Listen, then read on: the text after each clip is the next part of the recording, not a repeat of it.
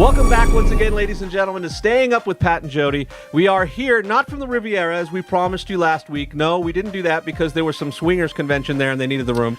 And they started doing stuff and it was really weird. Anyway, should I have said that? No, you shouldn't have said it. I shouldn't have said anything. Okay. But we're here back at the Sight and Sound Events Palatial Penthouse Studio. And you That's are? hard to say. And you are? I am George Wallace. No, he's dead, isn't he? No. George Wallace is still alive? Yeah, the African-American George Wallace? I was thinking of the other George Wallace. No, you're thinking of George Burns. No, not George Burns. George Burns is definitely dead. I just dated myself. Everybody, hey, I'm Jodi Harris, CEO of Fun, Sight and Sound Events, here with my husband, Pat Harris, and a special guest all the way from New Jersey. And loving the warm weather for another 4 hours, yeah. And then you get to go back and things are going to be freezing and icicles will be hanging. We have a high of 20 degrees tomorrow. We have the host of DJs doing shots with strippers. No, that's not it. It's DJ. I'm sure we will do an episode like that. That would be awesome. Was it close? Yeah. From Satin Live from Satin Dolls. Oh wait, everybody. it's the DJs drinking coffee when it's the mellow version. That's right. It's the NPR version. Right. Welcome to DJs. Wait, did you say coffee. something about a swingers convention? Maybe you can bring me back over to the rig.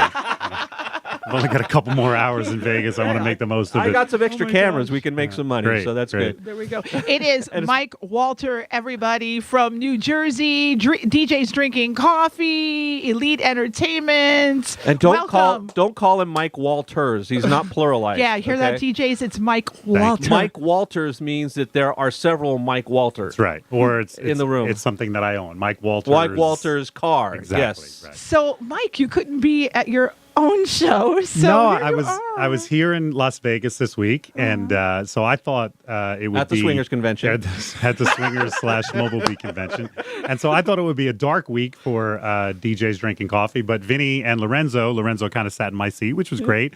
I've heard most of it. I haven't had a chance to hear the whole thing, but so when you said you're doing a podcast, I said, well, let me jump in because I missed my chance to have a podcast this week, and with my ego, I can't go a week without a microphone in my face. So. Well, we are so excited to have you here. I mean, we talk about you almost all the time. Almost every Staying Up at Pat and Jodi show. So, yeah, we always have to respond to what you say afterwards. Right, it's kind of a volley back and forth. Yeah, you bring up a topic, and we respond to it. And so, Vinny, I just stole your host. No, Borrowed. Borrowed. He's my new. Just like Lorenzo only borrowed my seat because I'm taking that sucker back next week. Let's hope so. Yeah. Let's hope so. And we have a cattle prod just in case he doesn't want to move. Who was it? Wally Pip? I don't want to be Wally Pip. Was it Wally Pip? Wally Pip. Do you not get the reference? No. Wasn't Wally Pip the guy who used to play first base for the Yankees and then I'm drawing a blank. Who's the Yankee who started the most consecutive games? He was first baseman. I'm the luckiest man. No. This is way back in the day. Oh, way back. Today. I consider myself. Lou Gehrig. Lou Gehrig. Yeah, Lou Gehrig. Wally Pip was the guy who was the first baseman, was injured one day. Lou Gehrig stepped in, and then Wally Pip never saw the field again. So hopefully I'm not Wally Pip. No, you're definitely not. Because that would suck. I hope I have that name right. If someone will correct me if I'm wrong. But you're in New Jersey. You can go get somebody to take him out, break his legs. That's right. There's Give me people 2 seconds while I Google Wally Pip.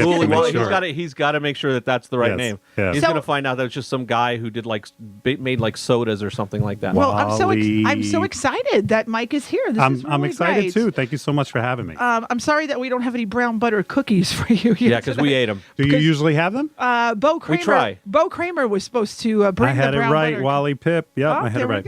There we go, Wally Pip. Bo Kramer was supposed to bring those brown butter cookies. Melissa, Bo was supposed to bring them. He came to the Mobile Beat convention empty-handed. So maybe he ate them on the way. No, I think Melissa did. He doesn't like them. Melissa, so I think she just took them. Yeah, he put them in a bag, and then when he turned around, she just grabbed them and said, "These must be for me." He showed up with an empty bag. He showed up with an empty bag, and we're cookie crumbs down. Because Cayucos is right on the way between his office and his house, so there's no excuse for us not to have our brown butter cookies. Yes. And Jason Yoshino, who you might know from... Of course, just had a baby, right? Yeah, he just had a congratulations. His wife did, actually. Right. Is it Jessica? Yeah, his wife? Jess, yeah, they just had a beautiful baby. Yeah, a little boy. And I love... Jason's one of those guys I love how he utilizes social media.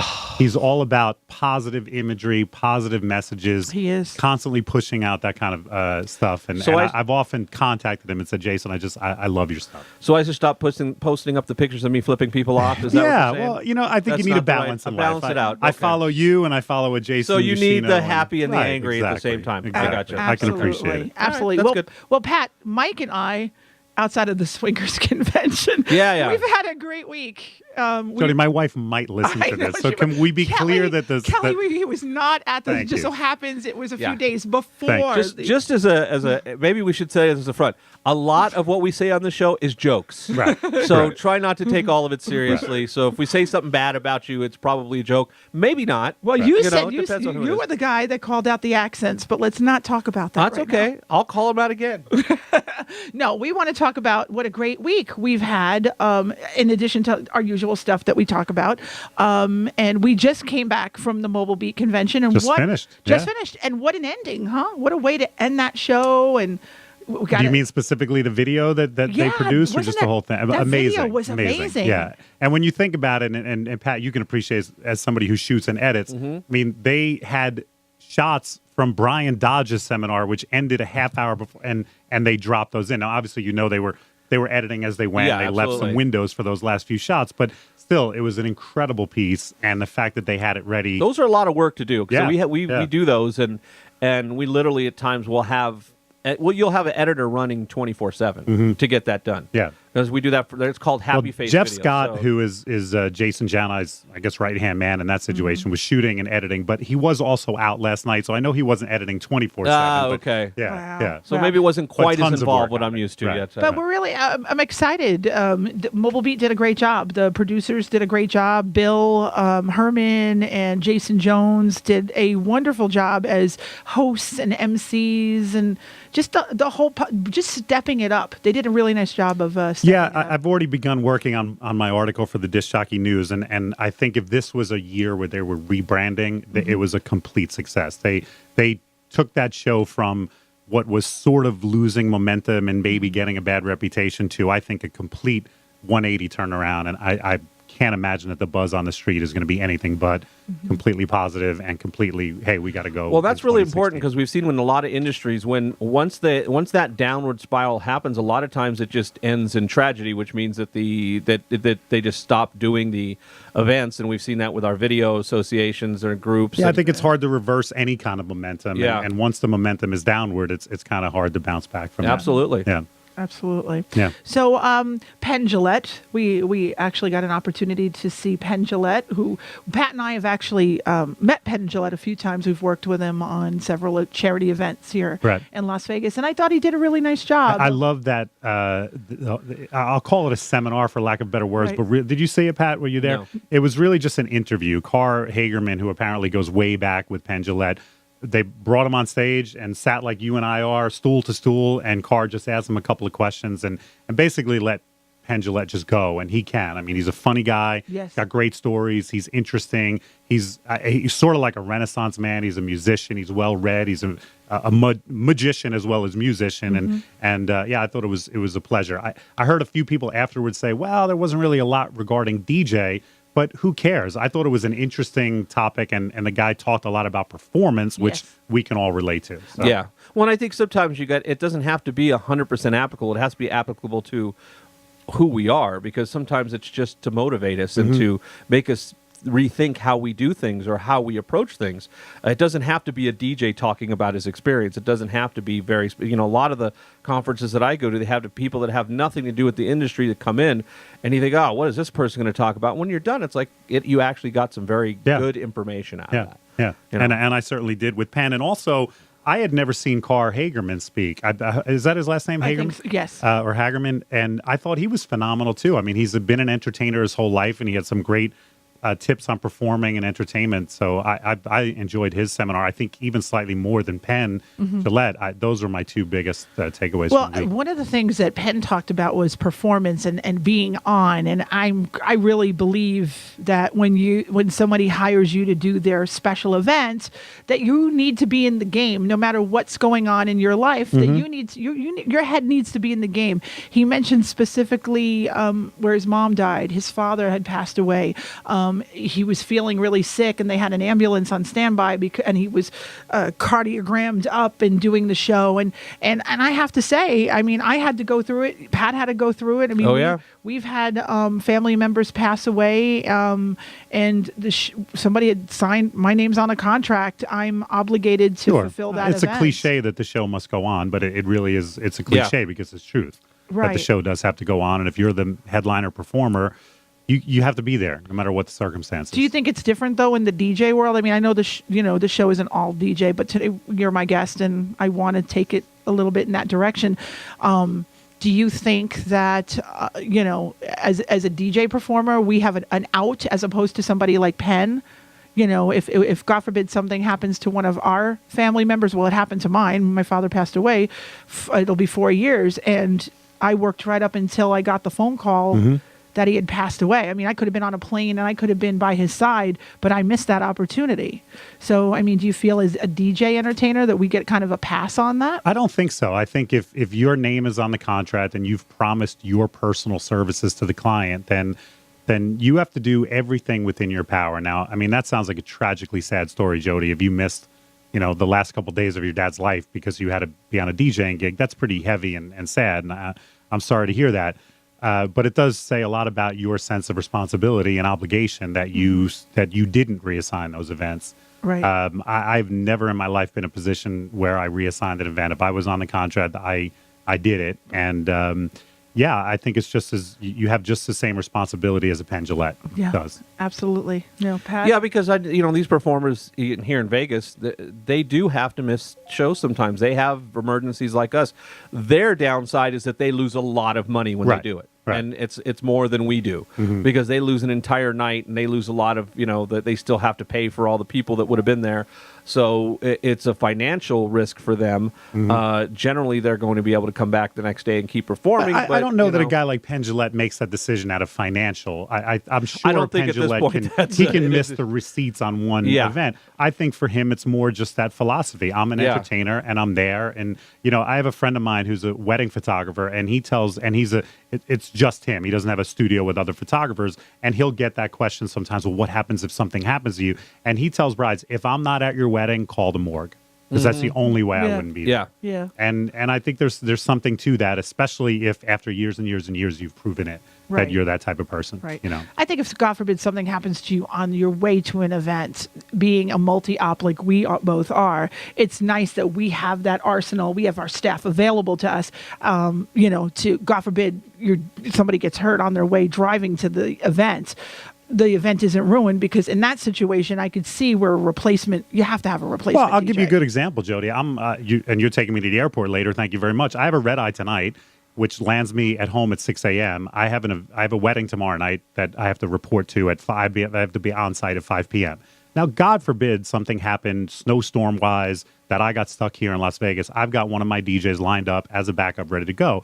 Some people might say, well, Mike, that's pretty irresponsible of you to fly in the same day of a wedding. I would say, okay, that, if you would fly home the day before, that's fine. That's your decision. But the way I looked at it is, odds are I'm going to get in. But if not, at least I have somebody on standby ready to go so that bride won't be, left alone. And in a situation like that, I would consider that completely out of my hands, that I couldn't get there. Absolutely. Yeah. Absolutely. I agree. Absolutely. What else? Anything else about Penn? Well, one of the things that he said, I think my biggest takeaway from him, he talked about when you as an entertainer, and I related to this right away, find yourself performing but not necessarily there, not necessarily in the moment. And I don't know if you've ever had that moment, but I certainly have when I'm doing bridal party introductions, and I'm literally I'm performing, and I'm performing well because I'm getting the response, but my mind is out here. My mind is thinking about a conversation I had earlier with Kelly or a movie I saw. And usually as an entertainer, you feel guilty about that and you snap yourself back into the moment. And Penn Jillette's point of view was, no, that just shows how great you are and how many times you've done what you do. That, he called it muscle memory. He said, I'm a firm believer in muscle memory, and there's nothing wrong with that. And it almost, for me, felt like a relief, because I know those moments when that happens to me and I feel guilty, but from now on, I will take that as a compliment, that you can still kick butt in your job and throw a great party, but for moments you might leave and your head might be elsewhere. So long as you're the only one that noticed. Exactly. absolutely. Yeah. So long as everybody else isn't going, where did he just go to just now? Exactly. Yeah, I thought it was interesting when he talked about the importance of the fans. And he had mentioned, and he didn't mention who per se, but some of his fellow contestants on the Celebrity Apprentice didn't have a lot of regard or a lot of respect for their fans. And here he is. He was embraced by those fans. I wrote down a direct quote. I've always liked people who like our show. And that actually got a little bit of everybody kind of chuckled. You'd go, yeah, of course. And he said, but I'm shocked by the number of people in show business who don't like their own audience. Yeah. That was his quote. And I agree. That was kind of mind-blowing to think that you would be an entertainer and build up this fan base and then resent them for some reason or not love them. I mean, how can you not love the people that love you? It doesn't make any sense. Exactly. Yeah. I think a lot of it comes into, because we deal with a lot of celebrities with the boxing show and everything else, and Jodi dealt with a lot of them when she worked for ABC. You get some people that just don't deal with fame well, and they become just, the narcissism just goes to a whole other level where they're just like, you are more of a inconvenience to me. How dare you bother me with, you're wanting an autograph or a picture, and it gets to that point where they just have lost all sense of reality. They forgot where they came from, and the fact that when they first started, they were so excited the first time somebody wanted a picture or an autograph, and now they can't be bothered with it. Yeah, and with somebody like that, I wish you could take everything away from them and see how quickly they realize, wow, if my biggest hassle in life was, when I'm getting a cup of coffee, somebody wants an autograph, then I think they might appreciate it a little bit more. That's the storyline to how many movies? Yeah, exactly. Right. Yeah. Right. I mean, I could remember my own personal recollection. When I worked for Regis Philbin, I mean, he was the name drop. I know, I have to, it's all about the name drop. When I worked for Reg, he was just always friendly to all he embraced all our fans. It didn't matter if he was in an elevator, and it was great to go into an elevator with Regis because it was so cool. We would be the ones in the elevator and say we're at the top floor, of course, a penthouse, and you got to stop on the floors on the way down, and it's hysterical to see people's reaction to see a Regis Philbin standing in the hall, in the elevator, and his response is, "Are you looking at me?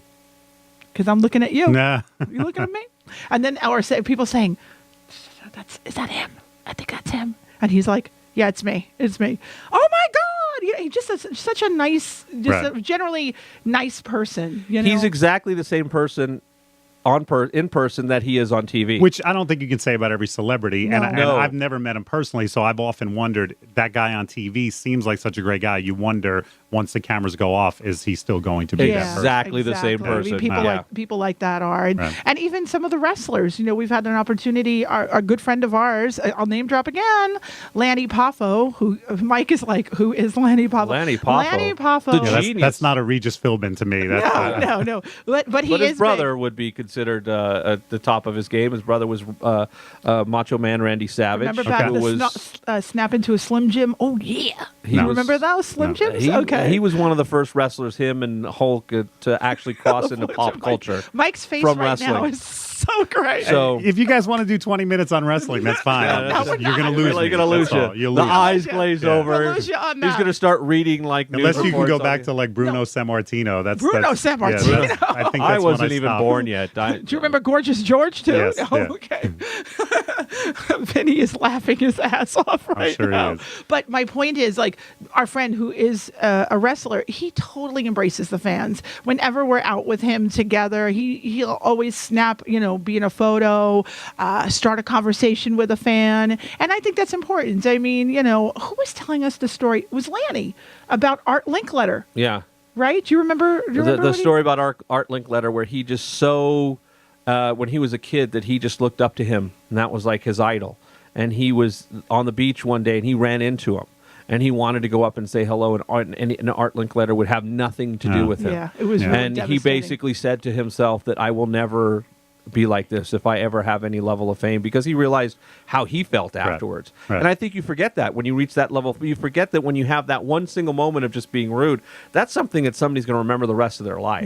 Yeah. The only flip side of that, though, is because I've heard stories like that, and maybe Art Linkletter was just having a really bad And that's day. possible. Maybe Yeah, 99.9% of the time he is friendly and signs autographs and Right. takes pictures, but maybe he was just having a bad day. And the problem is now this person will always assume that's the way Art Linkletter always Oh, is absolutely. because of one incident. And that's why you can't have a bad day. I guess not. As an entertainer, no bad days. Yeah. There you go. Do you Yeah. forget, Mike, when you're in Jersey? Do you ever get people like coming up to you in a supermarket or at the mall? It happens, and they sure, come up to you, sure. "Hey, you teach And to be honest with you, the biggest challenge in that moment is, especially if it's a couple, I know I either did your wedding or I'm going to do your wedding, because it could be that they booked me at a showcase, they recognize me. So the first thing I'm doing is looking for the wedding ring. And if you have a wedding ring on, then I'm like, oh, remind me again, how long has it been? And if you don't, then I'm like, oh, how are the plans going? But because in that instant, I probably won't recognize you, because I deal with a lot more clients than every client only has one DJ, so it's easier for them. Sure. But it certainly doesn't happen as often as it happens to a quote unquote celebrity, but it does happen, I'm sure. Yeah, does it happen for you though? Because you do deal with a lot of Yes. destination weddings. So Tell them the destination story, California. Oh, in Pasadena? Yeah. Okay, so we're at meeting with some nice people in Pasadena in a restaurant that you literally have to walk down this alley and go around. The entrance to this restaurant is like in an alley, and it's a really nice restaurant, but if you were to give me the address, I'd probably never find it unless GPS walked me there. right. So we were actually just discussing how everywhere we go, somebody goes, "Hey, Jodi, it's you." We're like, there's no way anybody is going to recognize her here. Right. The moment we walk through the door, we hear, "Jodi," and I'm like, "You've got to be kidding me. You have got to be kidding And I'm me." like, hey. That happened. A very similar situation happened. Did you meet Joe Bunn this week? Oh my God! Great did I guy, meet isn't him? he? He's the Yeah. killer. He's So so Joe is the gentleman that I partnered with PhDJ, and just to get a little subtle plug in there, our next one is coming up in April, and the very first one, Joe did a little part of his seminar about how well known he is down in Raleigh. Raleigh is not a huge town, so maybe it's not that hard to be well known there. But he has a catchphrase, "Do you know Joe?" And it's kind of, he's become a name. Anyway, so that night now we all finish our education and we're walking up the street to go to a dinner together. And there's two women. It was a beautiful night, so people were eating outdoors, and there were two women eating, sitting on a table, outdoor restaurant. And as we passed, they went, "Hey, Joe, how are you? It's good to see you." And we joking, you couldn't have set that up any better, Joe. Wow. So those situations, they happen. Yeah, they Yeah. do.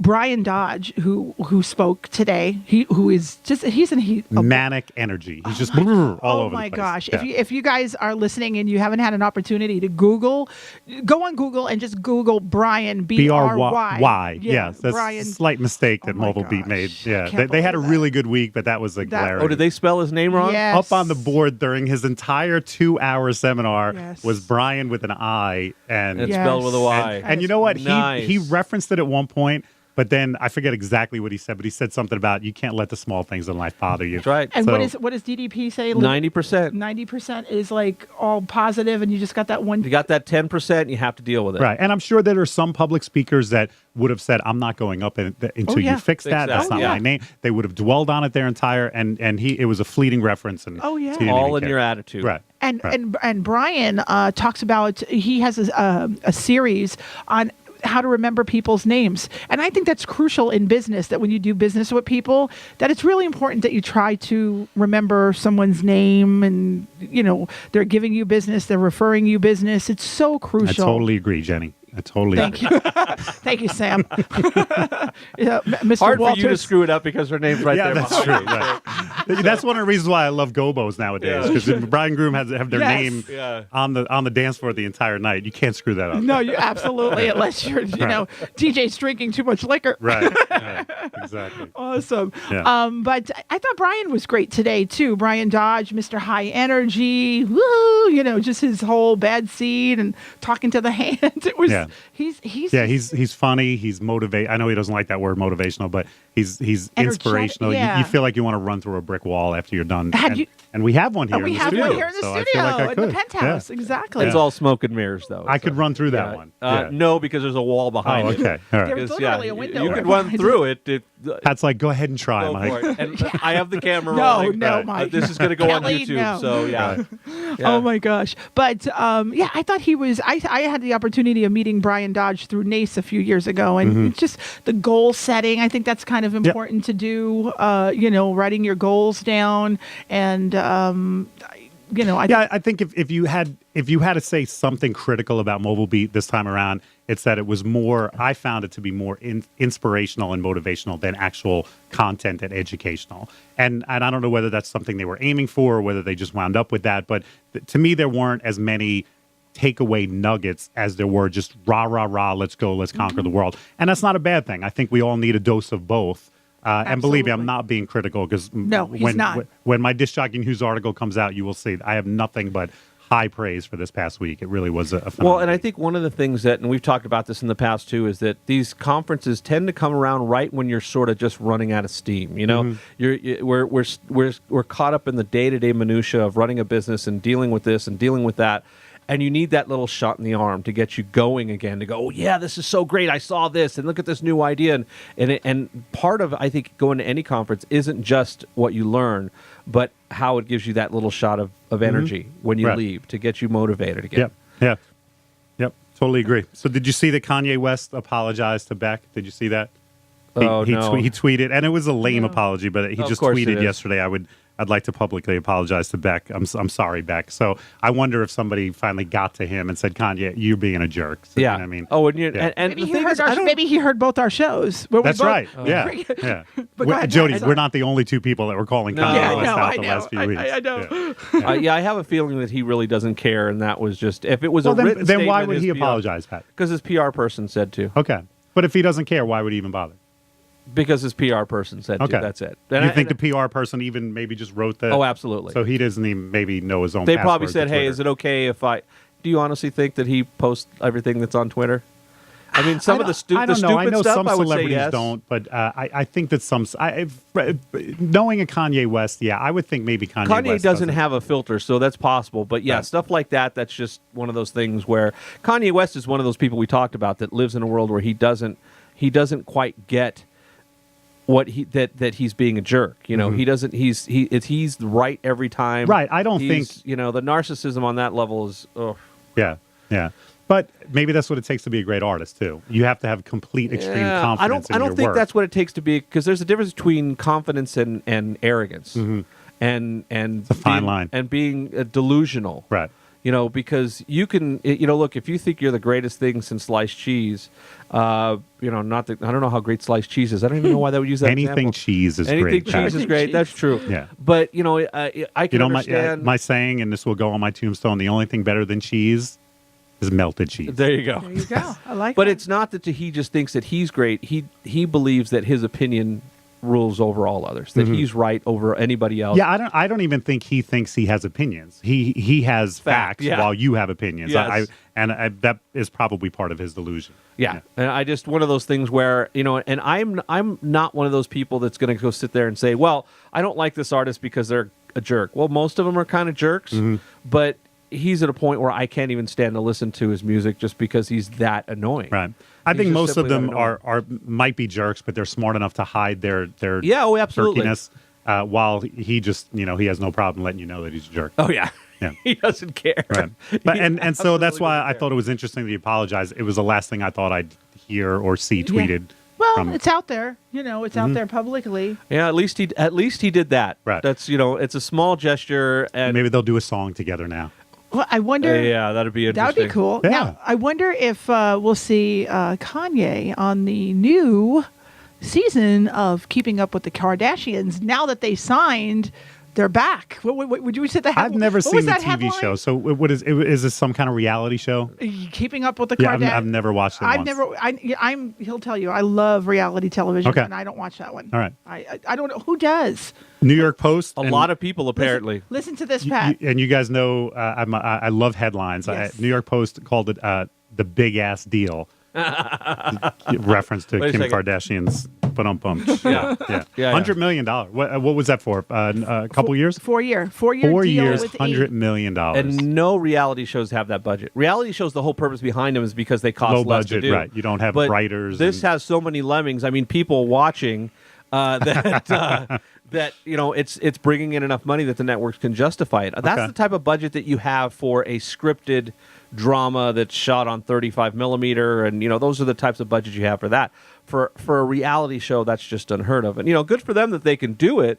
It's just sad that many people are tuning into the mindless dribble, which is like you said, Mike, I don't know anybody who does. In my circle of friends, I don't know anybody who does Right, watch but if the he is, Kardashians. it's E, Obviously, right? If it's he is E. willing to pay that money, Yeah. obviously, I mean, I have felt the same way about Jerry Springer type shows in my life. I've Right. never seen a Jerry Springer once, and yet that guy made hundreds of $millions and over was his career. on for Right. 20 some Yeah. odd years Right. and still does Right. stuff. And look, if there's an audience for it, that's great.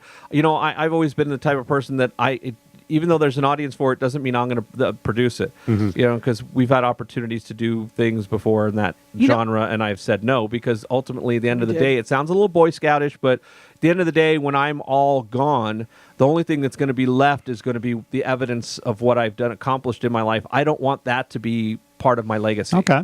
That's integrity right and, there. And so it's like one of those things where, there's times you turn away money and the possibility of, gaining, or improving your career because you just don't want to be a part of that. And I just can't do it. Right. To me, that's just complete trash. That tells me you either have integrity or nobody's offered you enough money yet. Is there a high enough number that would get you to produce a Kardashian show? I'd have to be operating under a pseudonym. Okay. All right. I would Maybe have to come they up could work with that out. I would have to. I would just rename myself Mike Walter. Oh, there you go. And then- That's fine. That would be the show. Go with I'd the like to S. see. Go with Walters. Walters, There you yes, go. Mike Go with- Walters. go So with- then it could be possessive, plural, There you and go. just normal. Mike all at the same Walters' time. Yeah, trashy show. Exactly. Well, I can only imagine what it would be. I'd love to see elite entertainment like that. That'd probably be pretty cool.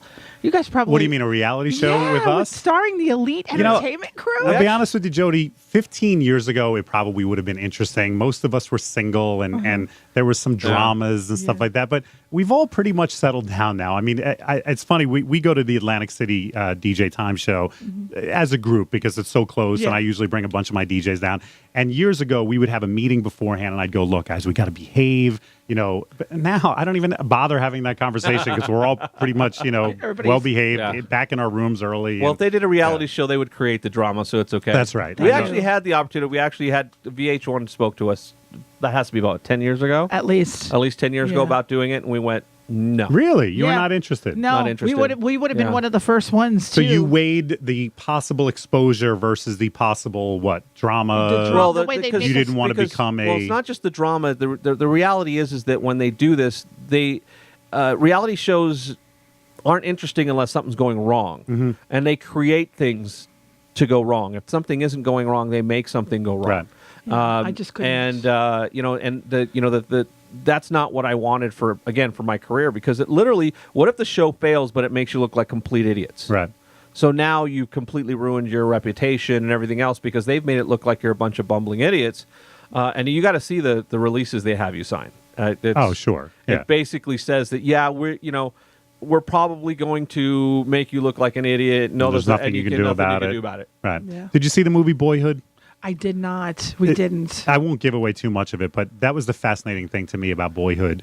You said there's no reality show without drama, without something.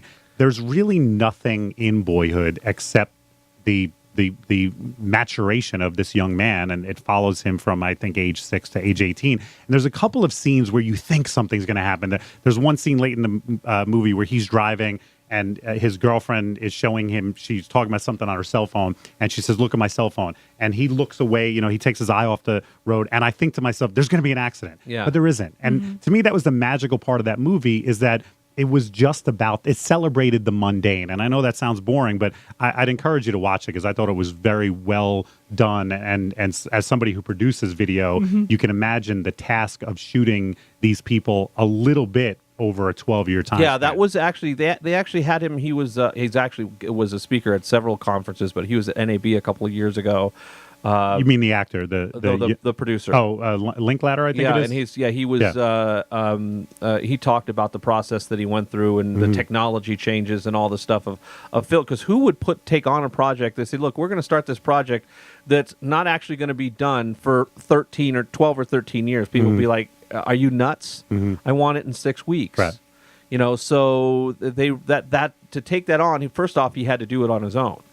And take a lot of the risk on his own, but it's an amazing accomplishment that he could pull something like that off, and then had the dedication to do it, and didn't fall off and I got this going on and forget that project. Right, and he did do a couple of other movies since the beginning of this. I mean, this isn't like the only movie he did over those 12 years, so he was able to just kind of go back and revisit this one project every once in a while. Yeah. I thought it was well done.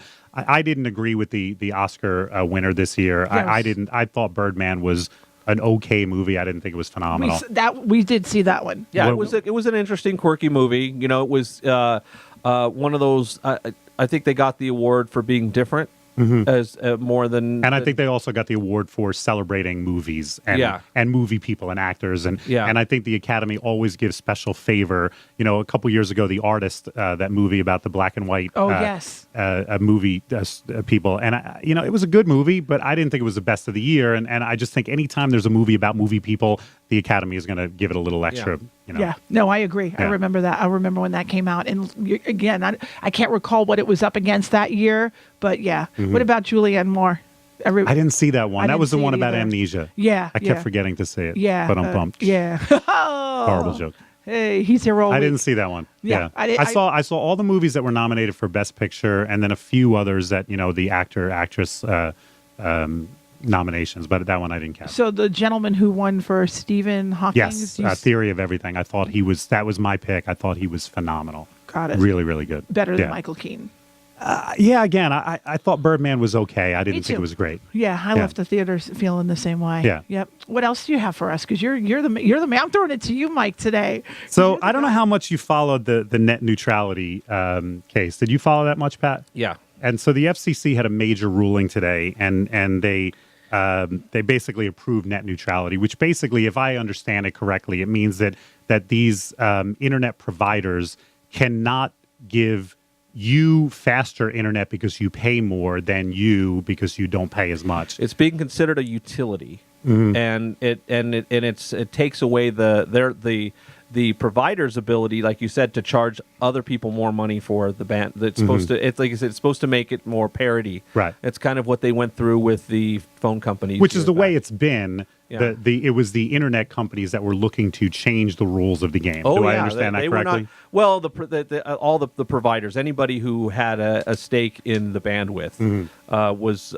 they weren't happy about this because they want to be able to charge more to, especially like companies like Netflix and stuff like that use this type of band. They wanted to be able to make that additional income. Right. But one of the issues they're saying this would have been really challenging for startup companies and stuff to. It would really made it difficult for startup companies to get going because of that uneven playing field. So, there's arguments on both sides, and it's a tough thing because both sides have some legitimate issues. But to me, I think it's whatever makes it more fair for the consumer, to me, is the most important because we're not going to be using less of the internet or less bandwidth. We're going to be using more and more and more. I mean, our television service for the last 2.5 years is IP based. We do not get over-the-air satellite or cable television. Everything is basically brought through an internet connection. Right. So, and a lot of the viewing is happening that way, and that's been the trend. One of the conferences I just attended in Southern California, which is streaming media, they're talking about how 30% up to 30% of viewing is happening on devices, not on TVs. Right. And in certain age groups, it's 70%. And I would assume that age group being the younger age group, which is only going to, as they mature, they're going to continue this kind of viewing. 18 to 35, and below that, too. Below that, it's ridiculously high. They don't even watch TV anymore.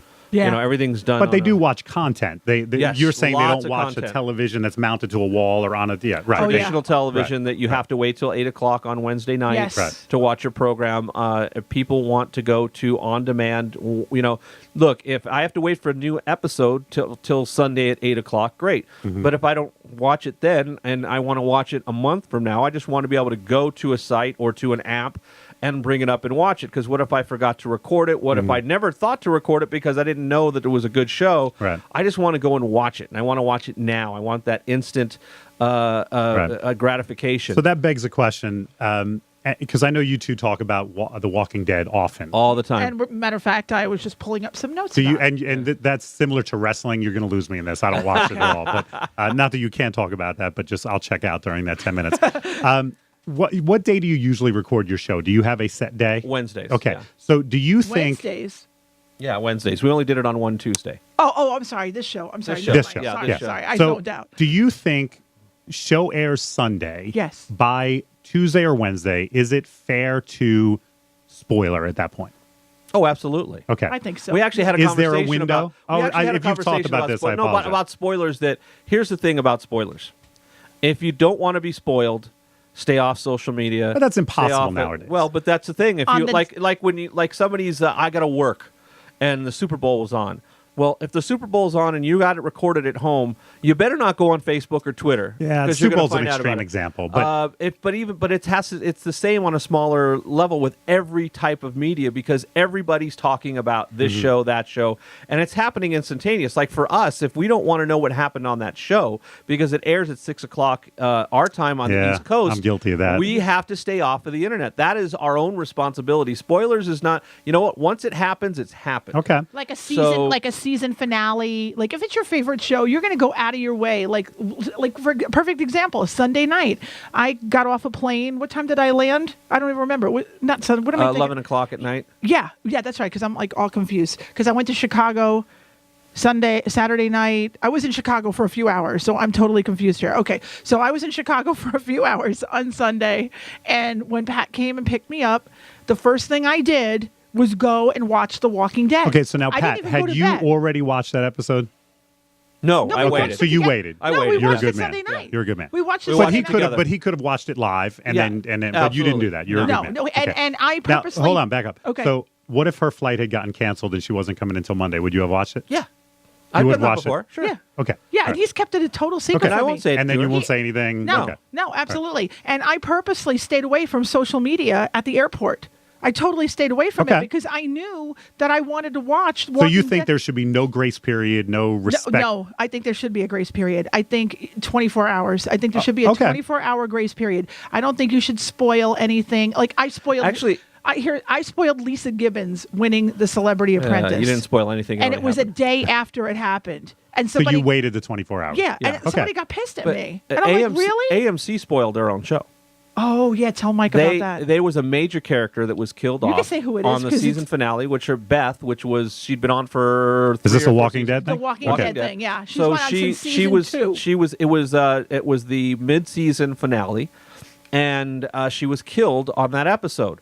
Well, right after it aired on the East Coast, which was 7 o'clock, it aired at 6, done at 7.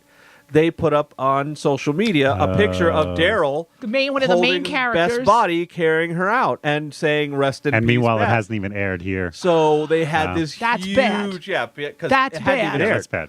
So Well, if you're- that's even worse because anyone who watches Walking Dead, I would assume, follows AMC on Yes. Twitter. Oh, and- yeah. Yes. Yeah, Yes. yeah. And they're usually pretty close. And you see a tweet from them, and you go, "Oh, it's just a reminder to watch tonight's show." And then Right. meanwhile, here's the But spoiler. and here's my other argument That's a against bad job. against spoilers when we talk about you've ruined the show for me. No, you haven't.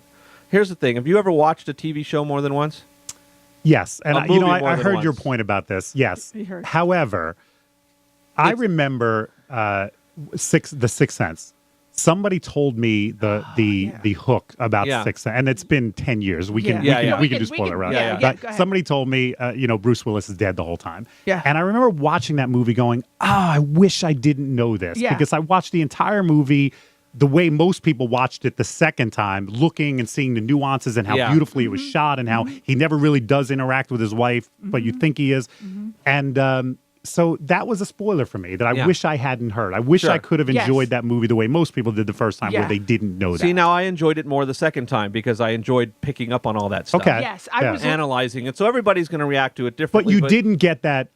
oh my God, what have I been you're gonna watching miss for the that last shocking, 2 hours? Yes. You're going to miss that one Yes. shocking Right. moment that, Yes. that reality Yes. that will take you out of it. But again, that's kind of with the way technology, and a lot of it is the way technology works now. That everything is instantaneous. If you don't want to know, shut it off. Right. Because you're going to see something. Right. It doesn't have to be from your But who can friends. shut off social media? I know. I exactly. Then you're going to get the spoiler. Right. I mean, That's but plain you and don't simple. have to. But if you know that your favorite show is like a Walking Dead or whatever, you can't read the tweet. I mean, if you want to know what's going Or on watch in it the live. world, Just figure out a way to watch it live. if it means that much to What you. I did is I actually went in the other room and started editing Okay. and just started working on something. Was there so a I had way to go- for you to have watched it live? Could you have been on a plane with high-speed internet? Could you have watched it live or not? I don't know. Does AMC have a mobile app? Or I don't. They might, I don't know, They though. might. I don't Yeah. know. I know that the WWE Network does because Big Daddy and I, Sean McKee, were in the. He's laughing. You can't go 20 minutes without saying WWE. That's right. No, I can't. I almost worked for them, by the way. No, Big Daddy and I were in the United Airlines terminal, and I subscribed to. And I'm sure Vinny talks about this. The WWE Network for $9.95. Yes, he was mentioning that on the last. We get our pay-per-views. So there was a pay-per-view called Fastlane, and it was on Sunday. And Big Daddy and I are in the American Airlines club, the club that they have there, with the iPad on, and we're watching the whole thing. Wow. And then we got pissed. I could say that we got pissed at the steward, a flight attendant, because we were hoping that our flight would have Wi-Fi so we could see the rest of the, and they Right. didn't have it. Oh. So we were bummed. You know what? You probably wouldn't have been able to watch it in-flight Wi-Fi is. It basically is like dial-up back in the day. It's so bad. It's Yeah. enough to, It's horrible. to post on Facebook. Yeah. And meanwhile, you're paying $4 an hour for it or something Yeah. ridiculous. And Yeah, We even got seats together, Sean and I. Right. Together, so we can just watch Aw. Fastlane together. But we caught it. But Right. yeah, but I don't know if AMC does that. I went back to my notes from this past week because I know there was a quote I wanted to mention about wrestling. And this was another Penn Jillette. He said, he was talking about art and how he's really opposed to anybody criticizing any art. And he said, whoever likes something is right.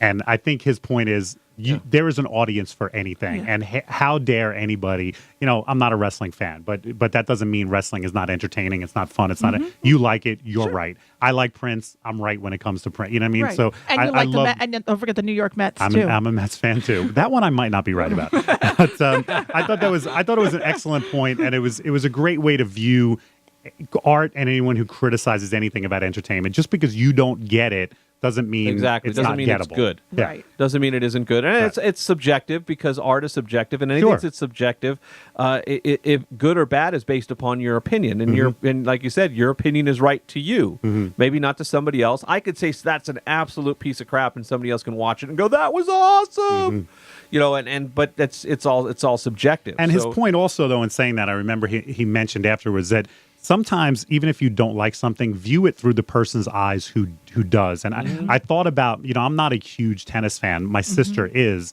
We usually go to the U.S. Open together. And to watch a tennis match sitting next to my sister who loves the sport and will shout out, in between sets and stuff, it's magical. It's fun, even though I don't know who the players are and I'm not really that into the sport. So sometimes and I've told Vinny this, if he wants to plan a wrestling night, I'll come over and do my best to get into it. And I'll try to live vicariously and say, maybe I'll appreciate some. Well, something and the about it. thing with wrestling too is even if you're not a big wrestling fan, you're a fan of entertainment and how they work the crowd and how they entertain the crowd and the production values. And nobody truly does it better than the WWE. Their production values are better than the multi-million-dollar fights that we cover. When we go off and we go to a Mayweather fight, they have great production values. They don't even come close to what WWE does 100 times a year. Wow. So it's amazing, and the storytelling. It's my term for it isn't sports entertainment; it's sports opera.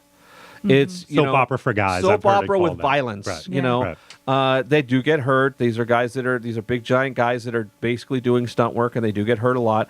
But their most important job isn't the wrestling; it's entertaining. And that happens part of the time when they're locked up in the middle of the ring, but a lot of times it has to do with how they present themselves, their character, what they say on the microphone, and how that all weaves together in a story. Because they screw up their stories too, just like any TV show or anybody else. You're just like, where are you going with this? Really? And I think as one who trains, DJs and MCs, I think you'd really appreciate watching the way certain wrestlers work a microphone. For example, Dwayne "The Rock" Johnson, when he cuts a promo, the way he speaks, the way he pauses, just the way he knows how to generate a reaction from people. CM Punk is another guy that you might want to look at. Totally different style, but the same thing. Same I mean, I got to be honest with you. Watching wrestling, believe it or not, I was a very shy person. In high school, I was shy. In junior high school, I was shy.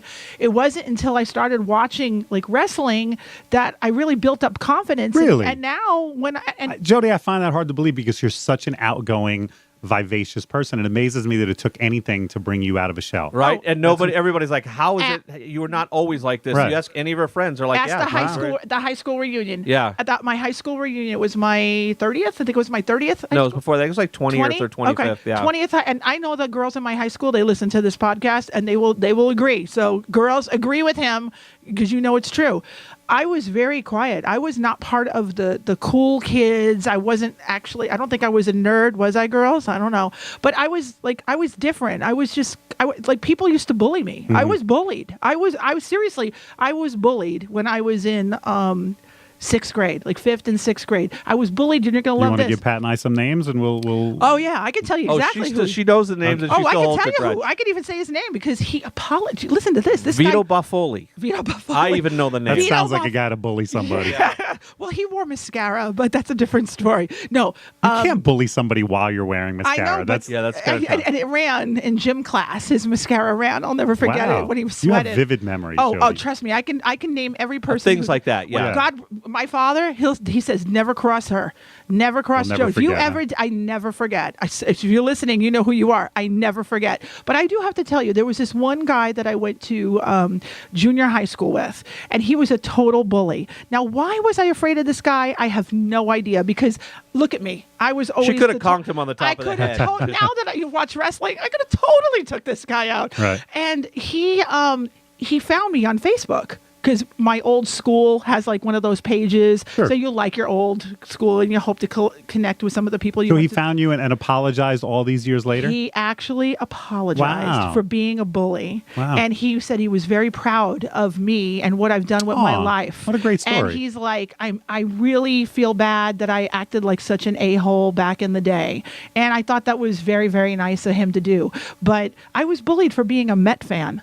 In the Lee Mazzilli Well, you days. lived up in the Yonkers, right? Yeah. So is it the Yonkers or just Yonkers? Yonkers. I'm a New Yorker. I should know that. Yeah, you should know Yonkers. So you were in Yankee territory. I was totally Yankee and, territory. And I was in Yankee territory when the Yankees were number one. And she was in a Yankee household, too. When the Mets were pretty bad, but you just like Lee Mazzilli. I loved Lee Mazzilli. I loved the Mets from the late 70s. I know Bruce Beauclair, Wally Backman. I could Rusty Staub, Keith Hernandez. I could name them all. I could totally, because we used to go to Shea Stadium, and people would throw rocks at me because I was a Met fan. Oh, isn't that terrible? Being a Met, they throw rocks at you now, and you're a Met fan. I have not had rocks thrown. That happens in his office, actually. But the whole thing is that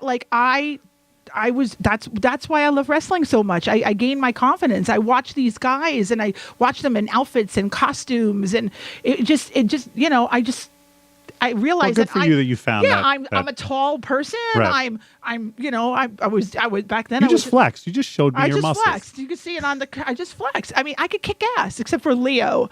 I can't kick his ass. Okay. He totally took me down. You could bop him on the top of the head. Yeah, absolutely. Right. Absolutely. Right. But that was the thing, that was the thing that got me to wrestling. And, but yeah, I was a very shy person. And it wasn't until I went to college that I decided that I didn't want to be a shy person anymore. I said, I want to make friends. I want to be out there. And now, go ahead. I think the coolest people as adults were late bloomers and often had not a great experience in high school, and it wasn't until after high school.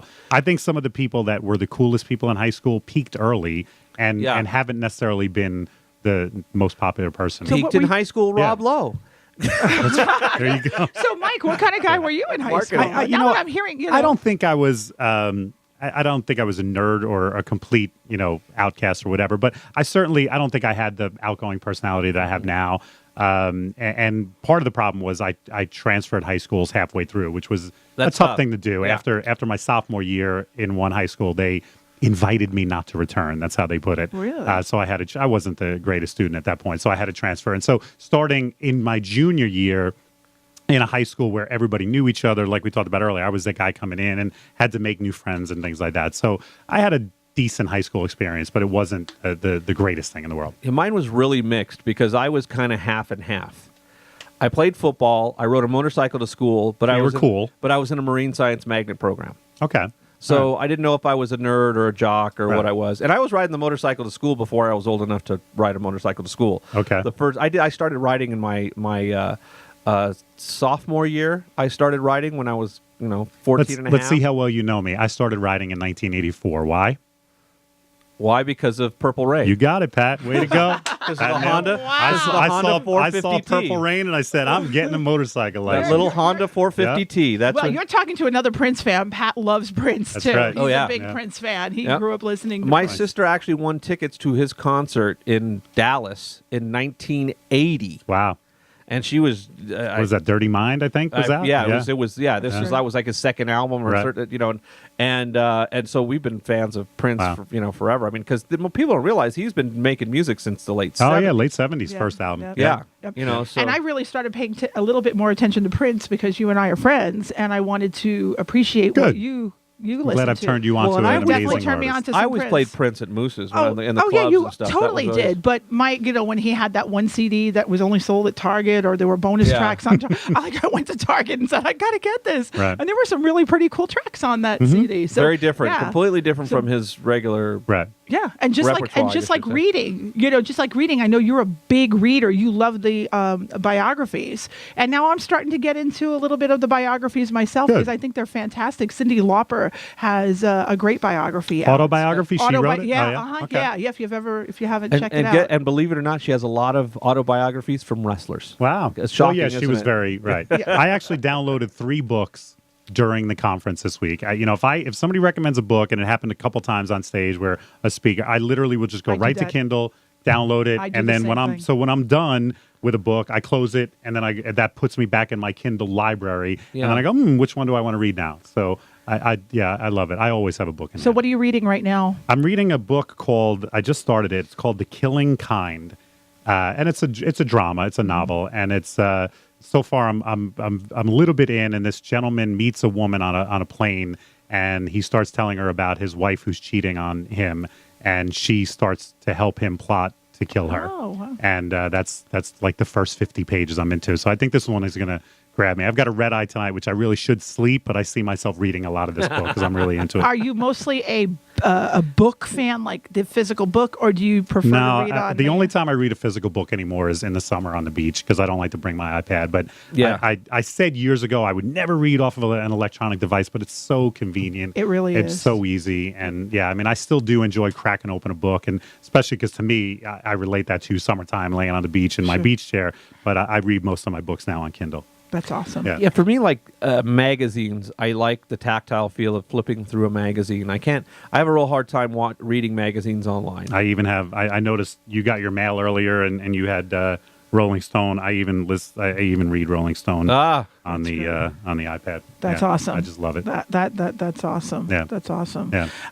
Brian Dodge even talked about books, reading books. Did you get that point? Have you ever done that trick?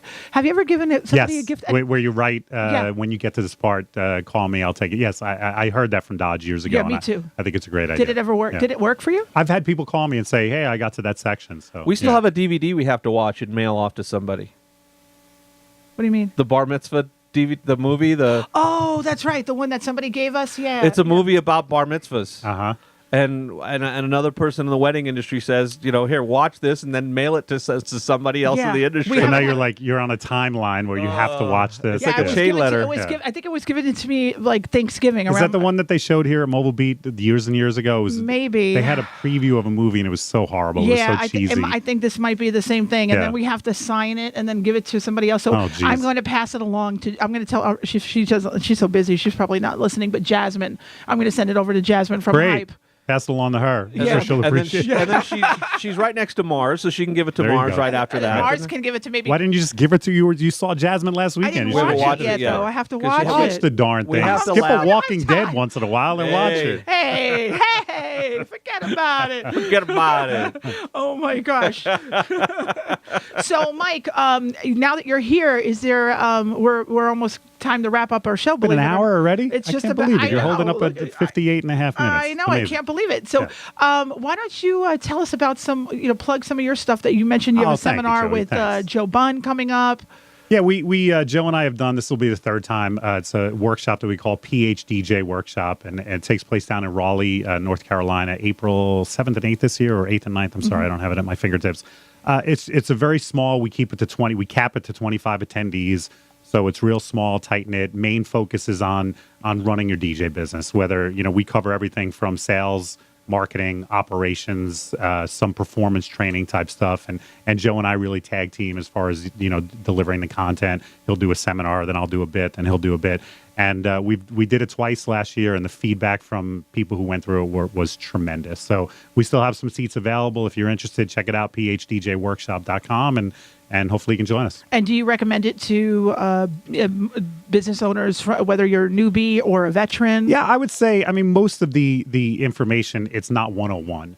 Mm-hmm. But if you've gotten to the point where you own your own DJ business, if you're still on 101, you better get to 201 and 301 quickly. So somebody like me, you're somebody like me would probably. I think you do well. Awesome. Yeah, okay. I think you do really well. Have to check it out. And then you have a few books. You've actually written a few books yourself. I have. Thank you, Jody. You're You're just lobbing these in. Right. Well, I'm not here to plug, but thank you so much. Hey, I appreciate I'm so honored that you're here. Yeah, but these books are great. I give away your book, 10 things you can do. 10 things you can do to have a better day. Have a better day. I give them out at my NACE meetings as a raffle prize gift.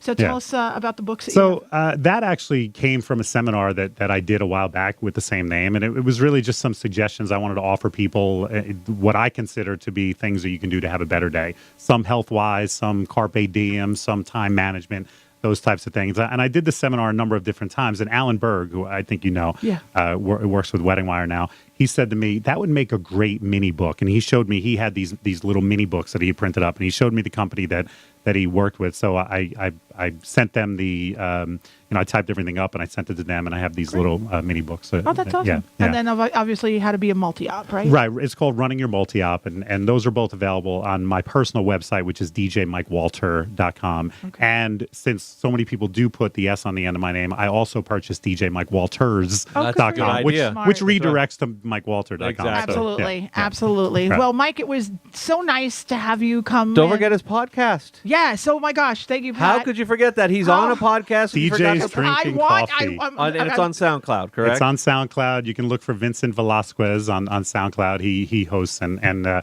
go back and listen to this past week's, even though I wasn't on it.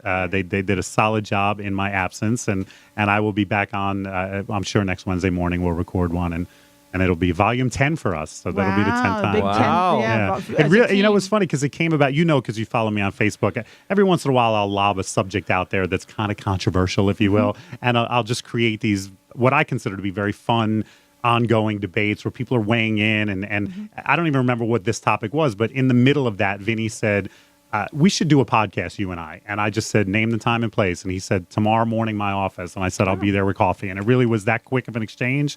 And I showed up at his office. He had a, not quite as elaborate as your setup here, but we had 2 microphones and a nice little setup. And we did our first one, and we got some nice feedback. So we've pretty much done it weekly since then. That's awesome. Yeah. It's fun to do. It is. It's a great show to listen to. Because you have all these thoughts in your head bottled up, and it's just a great way to just get them out. Absolutely. Yeah. Absolutely. And so you can find Mike on Facebook. He just mentioned he's on Facebook, and you have a Twitter, right? Yeah, at DJ Mike Walter. All right. Yeah. All right, everybody. I am Jodi Harris, CEO of Fun. And I am Pat Harris, and I am not the CEO of Fun.